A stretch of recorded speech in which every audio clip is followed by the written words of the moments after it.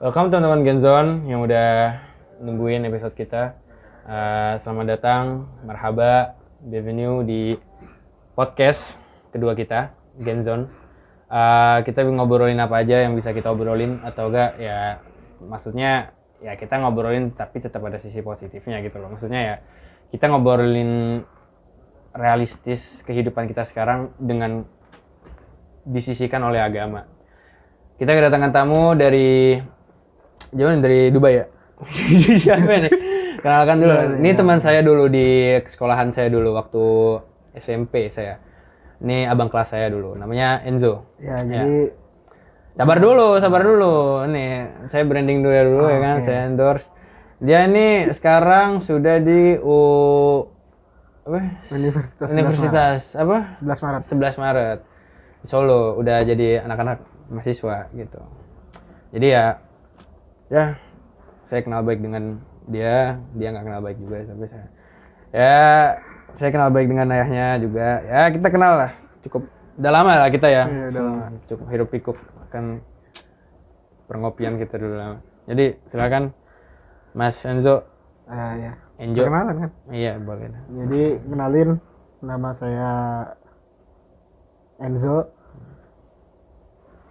Ya, sekarang lagi kuliah semester 2 di Universitas 11 Maret di Surakarta. Iya. Oke. Oke. Semester 2 sekarang ya? Semester 2. Apa sih judul fakultas apa?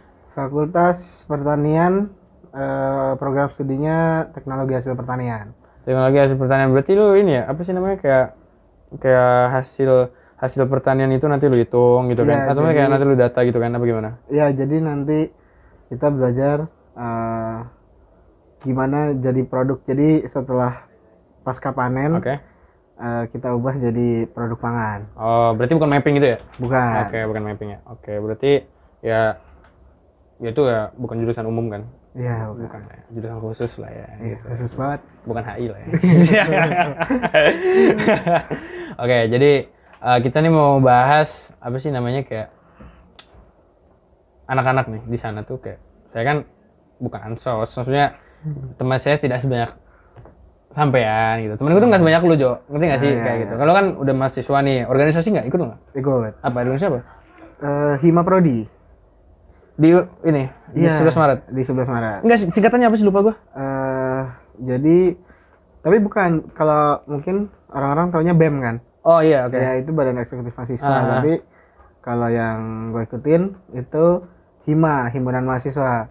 Oke. Prodi. Oh, sebenarnya sama aja sama BEM. Iya, tapi kalau BEM itu dia lebih ke fakultas atau universitas. Oke. Cakupannya. Kalau Hima itu ke program studi. Oh, oke. Ya sorry ya kalau misalkan yang kalian udah tahu ya, saya kan nggak tahu ya kan, jadi saya nanya gitu. Jadi lu di sana organisasi gimana sih, hiruk-pikuknya? Maksudnya kayak apa sih? Pertemanan kuliah lu kan random banget ya, kan ada yang alim, ada yang bajingan ya kan, ada pasti kan. Ya ada yang kagak sholat gitu kan. Ya, karena kan kalau kuliah mungkin relasinya lebih luas kan. Iya. Jadi bermacam-macam orang sifatnya, Oke. agamanya, Iya. mukanya. Ya, Beda-beda lah. mukanya ya kan. Kenapa ente ngomong muka? Nanti kalau viral body shaming nggak Iya, ikut-ikutan maksudnya saya. kan beda, masa kembar semua. Iya. Nah, Oke. jadi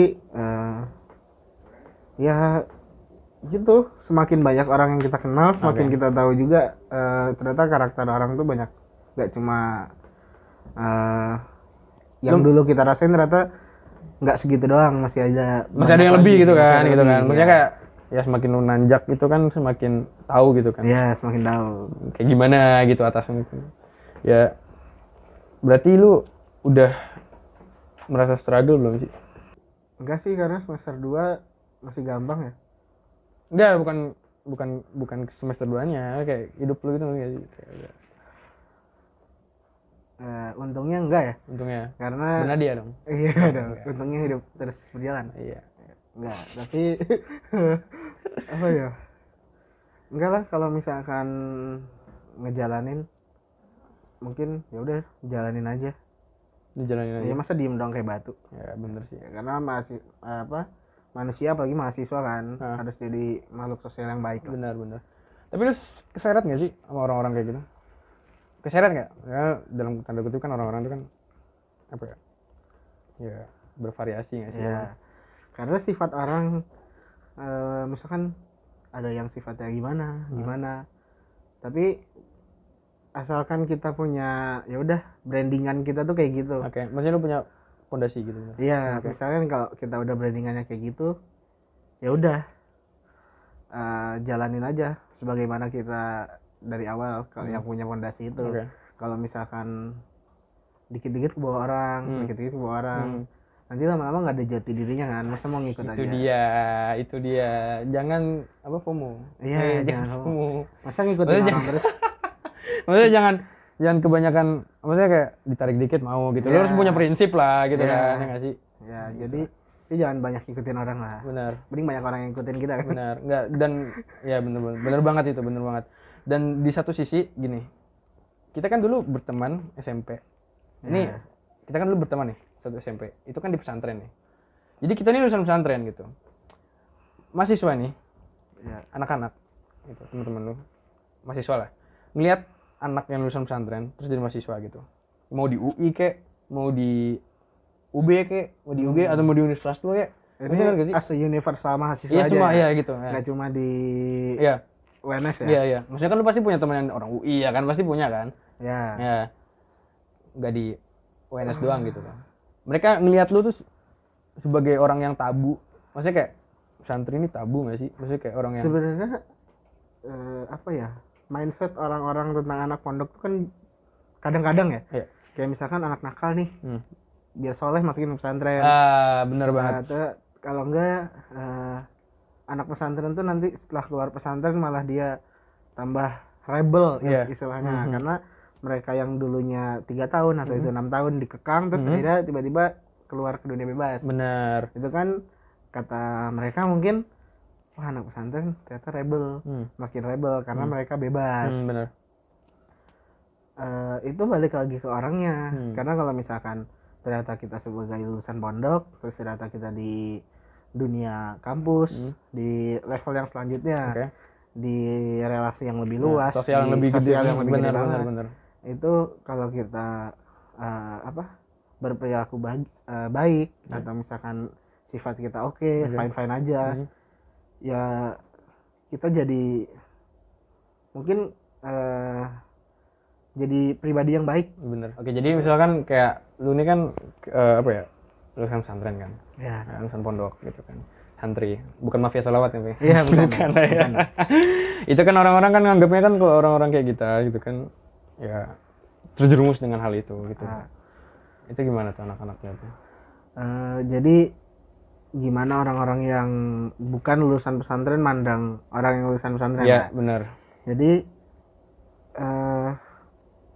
beberapa orang ya itu mereka tertancap di mindset itu kalau misalkan anak pondok tuh kan kayak anak nakal nih, yang terus dia dimasukin pondok biar jadi soleh. Atau misalkan anak pondok yang lulus dari pondok itu mereka bebas, otomatis mereka nge-explore banyak hal, entah itu baik atau buruk. Nah, tapi hal itu tuh bisa dibantah, tergantung lagi ke orangnya. Ketika orang itu keluar dari pondok, terus dia ternyata perilakunya baik, terus akhlaknya bagus, di lingkungan kampus atau misalkan di lingkungan sosial yang lebih besar, ya itu malah jadi nilai plus. Dan orang-orang oh oke, lulusan pesantren ternyata bagus nih. Kayak misalkan wah mereka keren gitu. Bener. Dengan relasi mereka yang lebih banyak tapi mereka masih mempertahankan jiwa santrinya. Iya, benar. Gitu. Lebih ke sana sih. Udah nggak selalu pakai peci kan tapi. Iya, untungnya enggak ya. Untungnya enggak.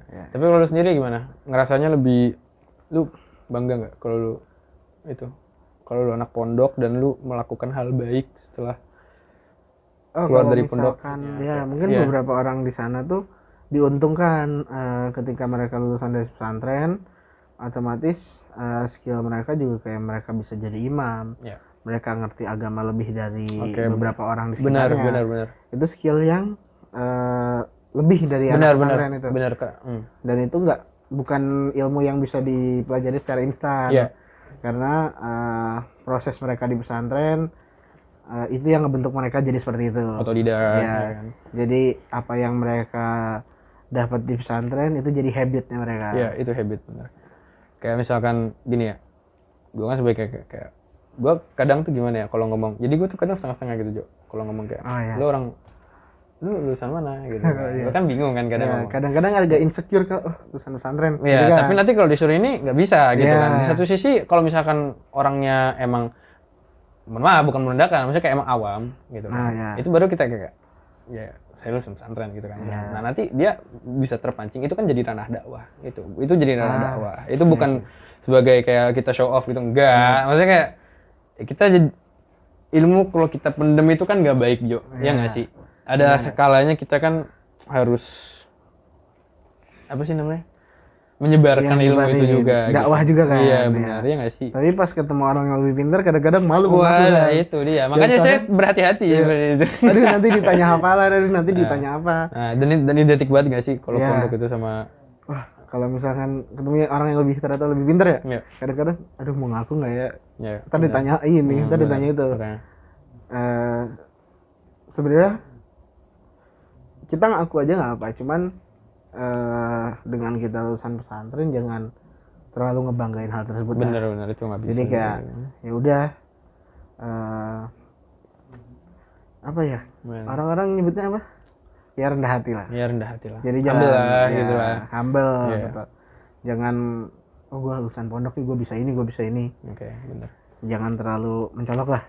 Tapi di pondok lu ada nggak yang apa ya, maksudnya tuh kayak di masih gue di kuliah lu di universitas lu gitu, yang dia lulusan pondok gitu dia lulusan pondok terus dia tuh nggak mencontohkan dan dia tuh jadi kayak brand jelek gitu kalau anak pondok tuh kayak gini gitu.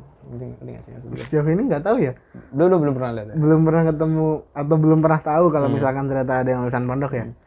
Cuman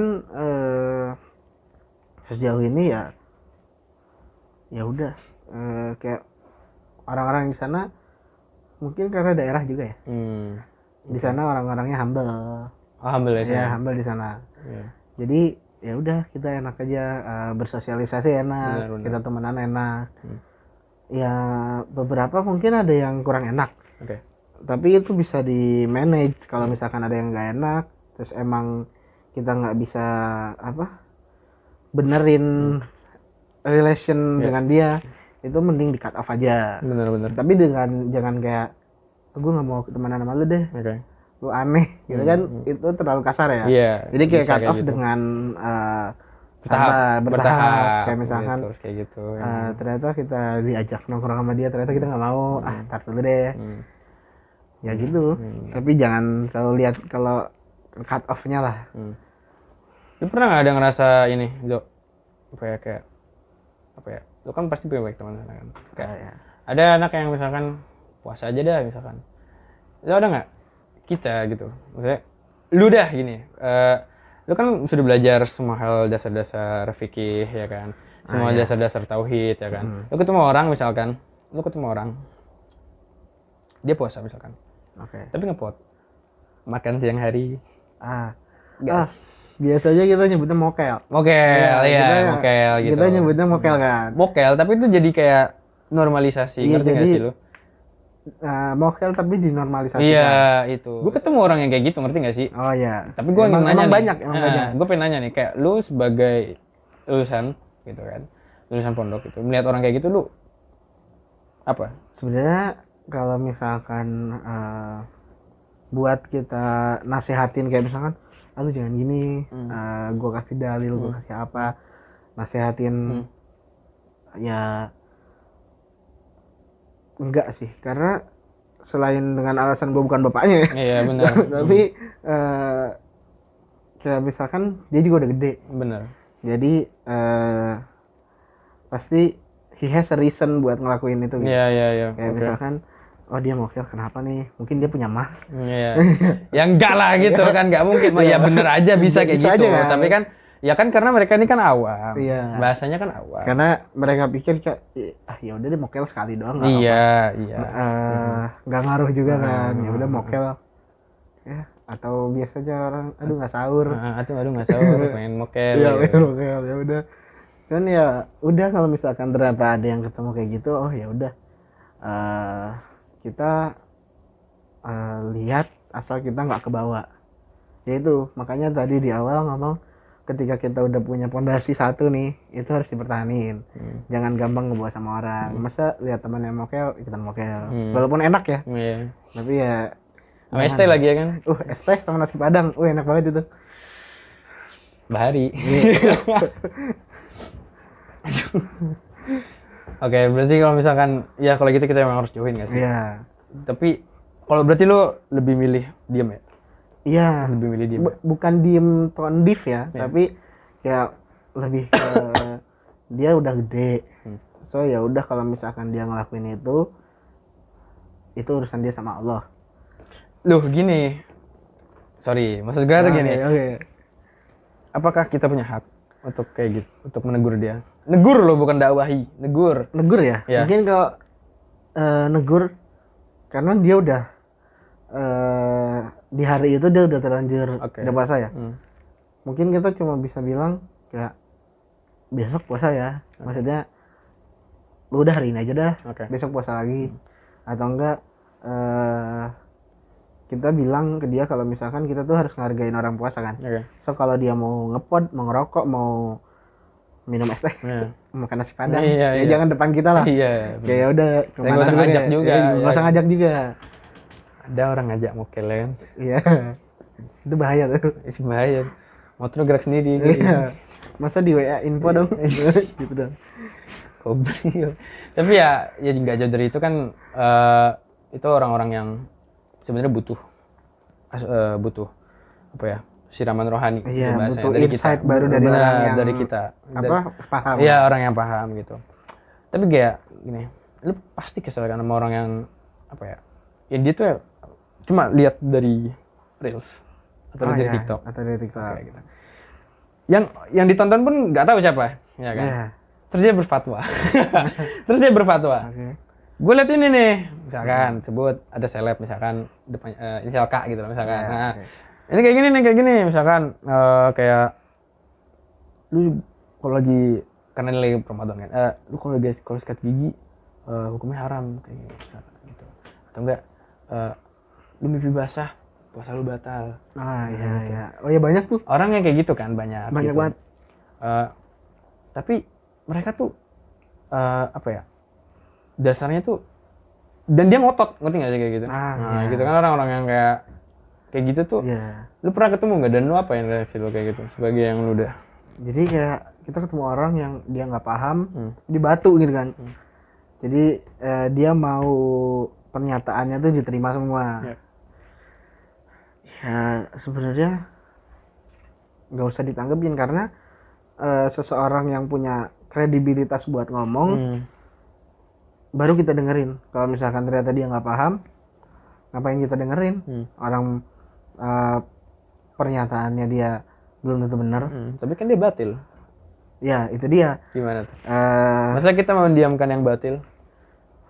Benar juga. Nah, itu gimana? Jadi harusnya ya buat orang-orang yang seperti itu ya harus dikasih tahu, jangan kalau misalkan mau menghukumi, mau, kita biasanya nyebutnya ngejudge kan? Iya, ngejudge ya. Ngejudge orang atau misalkan mau ngatain orang. Ya tolonglah kalau misalkan mau ngatain orang dan kayak gitu tuh ilmunya harus dibagusin dulu lah. Coba ngomong ke orang-orang pemirsa. Ya, buat orang. Semoga ya pemirsa di luar sana yang nonton, semoga nggak ada yang berfatwa tapi nggak punya ilmunya. Ya gitu. Sia-sia jadi gitu kan. Sia-sia Anda nonton di reels, tapi Anda berfatwa. Percuma ente TikTok nonton siapa? Ente. TikTok Anda FYP. TikTok Anda FYP cewek joget-joget ya kan. Ini berfatwa. Berfatwa kan sambil lihat cewek-cewek joget kan? Iya. Puasa jadi tinggal gitu. Iya. Udah berfatwa. Siapa tahu dia berfatwa habis makan nasi padang sama es teh. Bisa. Aduh, ya itulah. Sekilas lah ya. Iya. Masih awal-awal inilah, belum deep banget tapi kan untuk obrolan gitu. Masih perkenalan. Belum ke pacaran gitu ya kan. Wah, berat itu. Karena apa namanya? Kalau sekarang udah normalisasi banget nggak sih sekarang tuh kayak chaos gitu nggak sih? Sebenarnya apa ya? Bagian kemarin ada yang viral tuh Gitu. Apa? Serius Kamu ya? puasa tapi pacaran. Oh iya, itu gimana tuh? Kan kalau dalam agama kan Iya, pacaran dosa. Otomatis.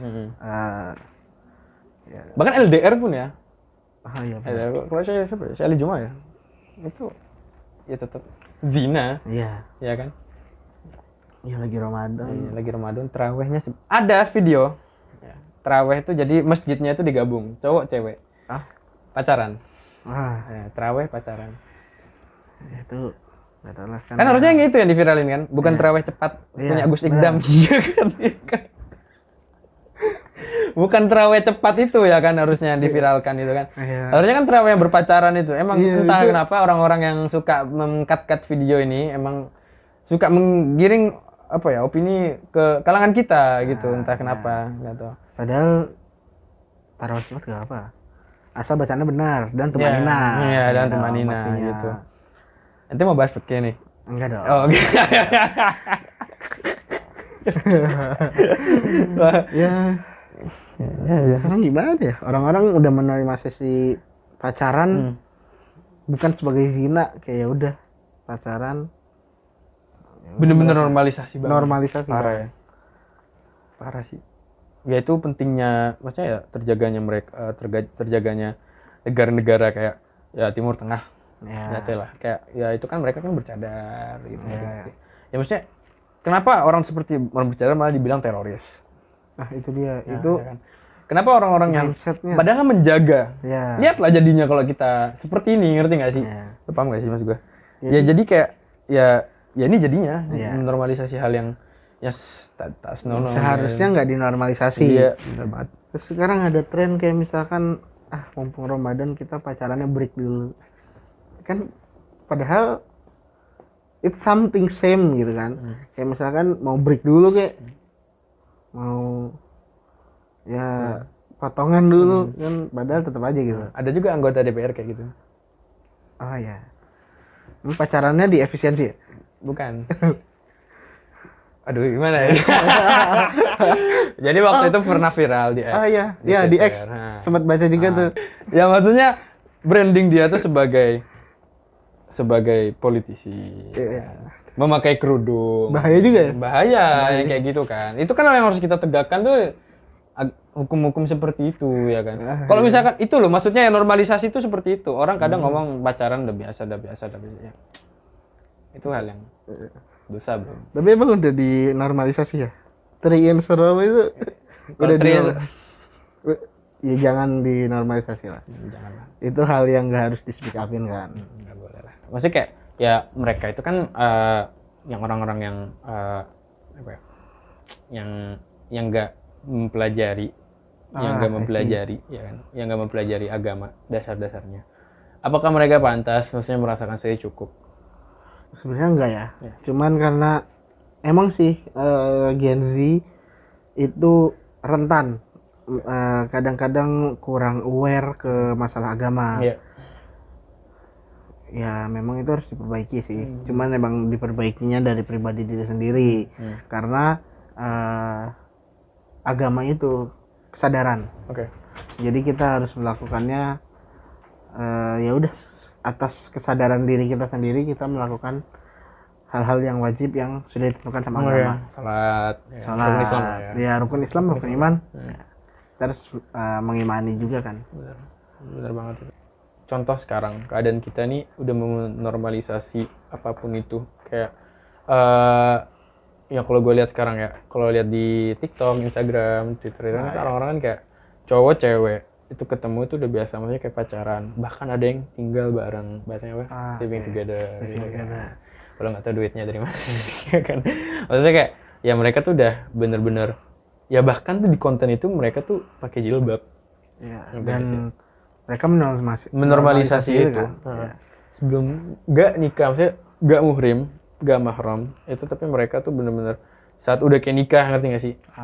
Kayak gitu. Itu gimana ya? Maksudnya kayak jujur resah gitu hati kecil gue itu. Emang kadang-kadang ngelihatnya tuh agak gimana gitu kan, kayak aduh nggak banget. Tapi karena hal itu ini yang bahaya, ketika hal itu kelamaan dan terus dinormalisasi, Maka orang-orang yang awalnya agak nggak suka dengan hal itu tuh lama-lama kayak udah normalisasi aja deh. Orang udah lama kayak gitu, nggak ada yang nanggepin, nggak ada yang nasihatin, dan itu fine-fine aja ternyata. Nah itu yang harus dihilangin, kayak mereka tolong kalau misalkan ternyata kalian living together lah, atau misalkan normalisasi hal-hal yang tidak harus dinormalisasi, tolong jangan dibawa ke media, karena kita tahu juga kan media sosial tuh lingkupnya luas banget. Bener banget. Kita nge-upload di mana bisa sampai kemana, jauh banget. Nah itu yang harus di-awarein, karena bahaya banget kalau misalkan ternyata menyebar kemana-mana, orang-orang semua pada tahu, dan mereka ya terus menormalisasi itu, lama-lama menjadi habit. Kayak ya udah, itu hal yang normal. Bener banget. Tapi kita ngomongin tadi kan kita nyebut medsos ya. Ya sih. Kita nyebut medsos. Medsos ini kan gila ya. Saya kayak sosmed itu kan benar-benar gila. IG, gede banget. Ya kan, TikTok gitu kan gila. Dan satu-satunya cara, bukan satu-satunya, salah satu yang sekarang banyak banget dipakai itu untuk dakwah itu dari media sosial. Ya nggak sih? Kayak banyak ustadz entah itu yang baru atau konten kreator baru lahir atau entah yang udah lama, itu kan gini, apakah mereka tuh bingung nggak sih sebenarnya milih gitu? Kalau misalkan dari anak-anak yang lo lihat gitu, kayak mereka bingung nggak sih ngelihat jadi yang bener yang mana nih? Gitu. Terakhir soal kayak orang-orang tuh kan pasti bingung kan ngelihat media sosial itu kayak bener-bener monster banget ya sih, kayak luas banget. Iya luas banget, dan itu jadi salah satu sarana dakwah juga bagi para semua konten kreator yang sudah entah dari kalangan A, B, C, W ya kan, ya kan terserah mau di mana aja gitu kan. Jadi ya maksudnya tuh kayak apakah mereka tuh bingung atau mereka tuh lebih condongnya kemana jujur? Oke. Jadi sebenarnya kalau misalkan kita concernnya lebih ke ingin belajar dasar-dasar agama, ketika misalkan ada orang yang awam banget nih, dia pengen belajar tentang dasar agama, terus karena satu-satunya sarana yang dia punya itu media sosial, otomatis mereka nyari informasi itu dari TikTok, Instagram, dan YouTube. Yang mostly dipakai YouTube, karena YouTube dakwah di sana tuh lebih banyak dengan potongan-potongan yang agak panjang, otomatis penjelasannya lebih oke kan. Nah, tapi ketika kita nyari di sosial media, di YouTube, itu nggak semua yang keluar itu sesuai dengan yang kita harapkan kan. Jadi mungkin beberapa orang nggak cuma nonton satu video nih, misalkan setelah dia nonton video A, dia lanjut ke video B, dan ternyata kok bertentangan nih. Kan bener. Kayak aduh yang bener yang mana. Sebenarnya kalau misalkan untuk konteks dia belajar dasar agama itu sangat membantu ya, karena dalam kutip cuma buat dasar agamanya aja, nggak sampai ke yang luas.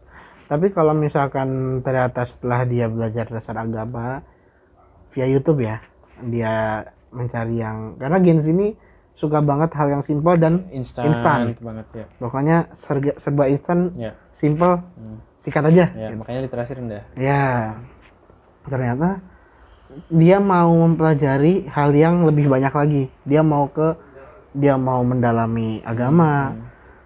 Menurut gua itu harus dan lebih baik ya. Itu dia keluar nyari majelis atau misalkan cari guru. Karena kalau misalkan belajar agama tanpa guru, itu bisa jadi gurunya adalah setan. Dan itu berbahaya kan. Itu bahaya banget.